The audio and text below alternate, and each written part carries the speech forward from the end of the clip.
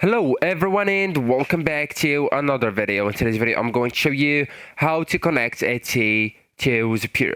So actually guys, as first you will need to go to the Zapier.com first, okay, and then you will need to log in or create a free account. But I do really advise you to have a subscription or to get a subscription, alright, and that's just to find Etsy right here.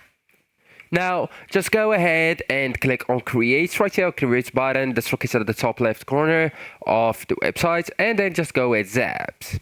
So here you will be presented with two methods. The first one is the EI built-in method, and the second one is the manual method, right? So if you want to use the EI method, you can just go and type right here, set or create for me Etsy as a trigger, and yeah, so here that's your choice. You can choose any other app to set it as an action, okay, and then just go with start building.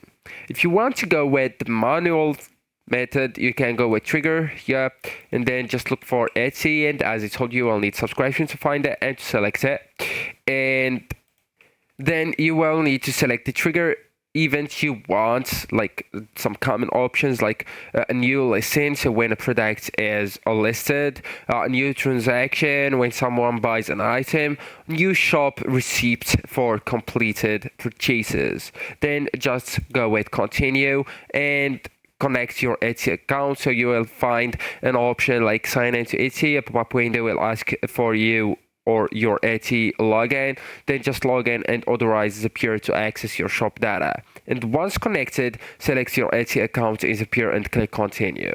Then just go ahead and test the trigger. And now you will need to set up the action app, okay? So you can go, for example, with Airtable or with any other app, okay? So we'll just set an example with that one. Just click it, and then go and choose an action or events action events actually right here, and sign in with your account. Then just go with publish to turn it on. So actually guys, that's it. This is the end of the video. Thank you so much for watching, and goodbye.